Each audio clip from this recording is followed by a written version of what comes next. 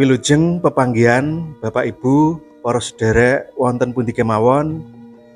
Ing kalodhangan dalu menika kula badhe maosaken crita cekak kanthi ira-iraan munggah kaserat dening Sita M. Jo Semito. Kapethik saking kulawarti panyebar semangat nomor 29 6 Desember 2019. Monggo sugeng midhangetaken.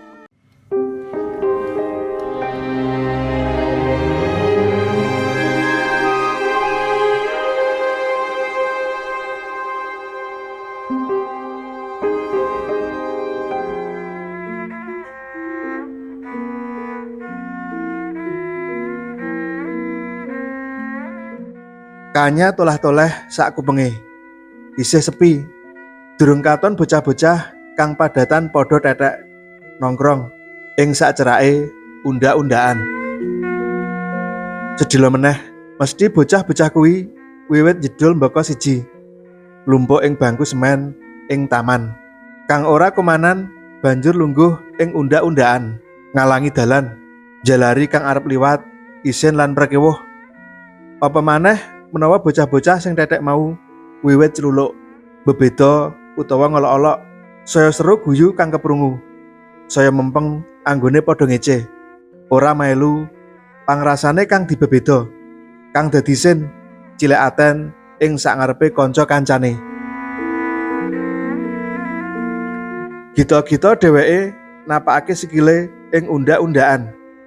Setengah mlayu, munggah menyang tingkat loro. Sadurunge kanca kancane jedul lan nyuraki. Joben tingkat loro wis katon. Kari patang undaan meneh wis tekan.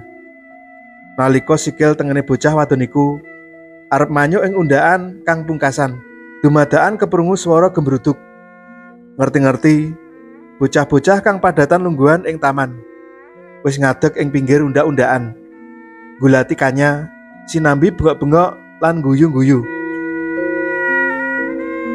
Jangkai kanya kandhek, kaget lan wedi campur dadi siji. Wah, tiwas ayem, iya toh? Wah. Salah sijine bocah iku langkah mudhun. Kanya grawalan. Awake saknalika anyep, kringete nyumber ing saawak kujur. Klambine kebes. Kawiwitan ing acara orientasi mahasiswa baru. Ana jogetan kang kudu ditindakake dening wakil saka kabeh regu. Dilalah, Kanya ketiban sampur makili regune joget ing ngarepe kanca sak kelase. Tengah-tengahe dheweke joget. Saweneh kanca padha dene bocah anyar bengok, nyebut saweneh jeneng panganan minangka pangolok-olok marang Kanya kang nembe joget. Bocah-bocah sak kelas saknalika guyu. Kedadian iku njalari rasa bungahe Kanya minangka mahasiswa baru gempil. Nalika acara bubar, saperangan kancane balani tembung kang dibungakake ing tengah kelas mau. Kasusul swara guyu. Wiwit iku, jeneng jajanan kang dianggep panganan desa iku dadi parapane Kanya. Nganti pungkasane, jeneng Kanya ilang saka cecaturan, diplender dening jeneng parapan kang padatan banjur nekakake guyu. Upama disebut jeneng asline, mesti ing sakmburine dikatutake parapane. Saya dina, parapan kang ditemplokake ing awake Kanya tansaya akeh. Rupa-rupa prasasat ora mung ing gegere, nanging uga ing weteng lan dadane, kepara ing sirahe. Kabeh nyengenges dheweke. Ganti semester, tumindake kanca kancane tansaya ndadi. Ora mung aweh parapan, kanca kancane uga asring bebeda dheweke. Nemplekake tulisan kang isine poyokan ing tase, naleni sepatune ing sikil kursi, lan warna-warna tumindak kang ndadekake Kanya prasasat kelangan rai ing papan pasinaone.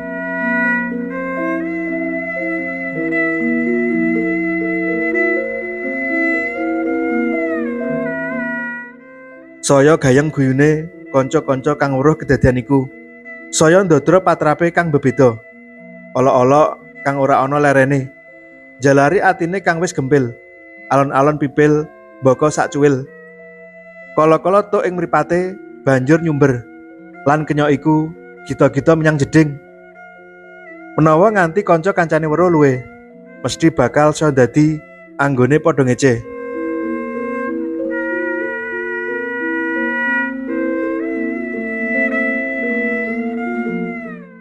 Sakwijine wektu, kalane atine wis ajur mumur. Kenya iku nelpon wong tuane. Arep bloko menawa dheweke ora saguh mbacutake kuliahe. Taun ngarep tak daftar neng nggon liya wae. Mengkono Kanya ngerancang tembung. Nalika kelakon caturan karo ibu bapake, nyawang pasuryane wong tuane ing video. Ambyar kenya iku ora mentolo pratelakake.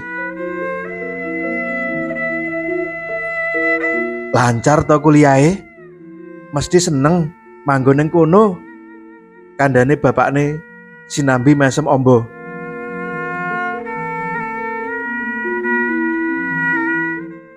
Golek warung gampang ora? Makame enak-enak to? Mesti tambah lemu. Ibune mbacutake karo guyu ngleges. Rampung telepon, Kanya nglusu ing jogan kamar. Sendang ing mripate ndadal. Dheweke rumangsa ora saguh, kudu nyunggi sanggan sprono sprene. Ora ngerti kapan bakale bisa nyelehake. Otot balunge prasasat wis remuk, kari ngenteni ambruk. Nanging nyawang mripate wong tuane kang kebak rasa syukur lan pangarep-arep. Kanya rumangsa kudu nglumpukake dayane. Galela ing mripate. Praenane bapak ibune kang bombong lan bungah. Nalika ngerti dheweke ketampa ing perguruan tinggi negeri kang dikarepake. Saknalika kenya iku kandha marang awake dhewe. Bakal nyawijake meneh petilane ati lan kekuatane. Gembleng kekarone supaya kuwawa ngadeg jejeg ing ngarepe kanca kancane. Dheweke nedya nuduhake kabisane. Salah sijine kanthi dadi anggota ing saperangan organisasi mahasiswa. Pranyata srawunge kang saya jembar, malah ndadekake saya akeh kang ngecenges. Biyen mung kanca sak kelas, saiki tekan bocah-bocah sak fakultas. Nalika nggamblok ing organisasi universitas, kanca-kanca beda fakultas uga tiru-tiru.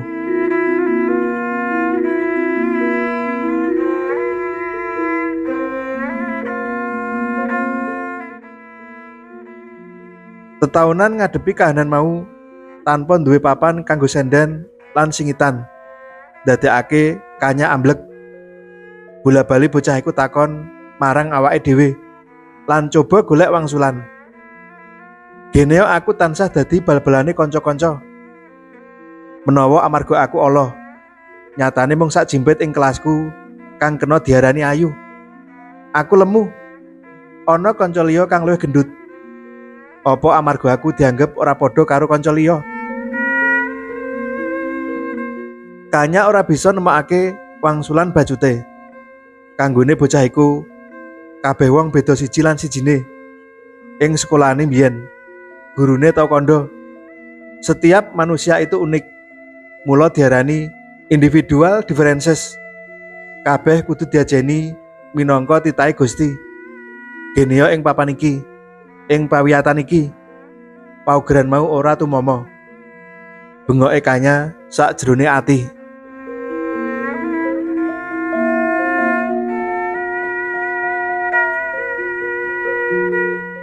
Esuk iku kaya padatan. Kanya tangi gasik, nanging ora karep menyat. Lumah-lumah ing peturon sinambi nyawang pian kang padang jinglang lan kebak gambar. Sakwijine wong wadon ayu nganggo jas putih mesem. Sinambi ngulungake tangan. Kanya ngerti. Kuwi dokter kang biyen direridu dening para senior ing Semarang. Ing sisih tengene, bocah lanang umuran SD kang tansah dicengenges kancane awit ora ketunggon bapake ngawe-awe. Sak mburine wong loro iku sepirang-pirang pawongan mesem nyawang Kanya. Sunar mripate sumanak Kanya kami tenggengen. Sesawangan iku ndaeba endahe. Alon-alon dheweke ngobahake tangane. Kekarone diadepake munggah ngranggeh tangane Mbak Dokter. Cah SD lan wong-wong ing sak mburine kecandak. Sesawangan saknalika malih putih memplak. Matur nuwun.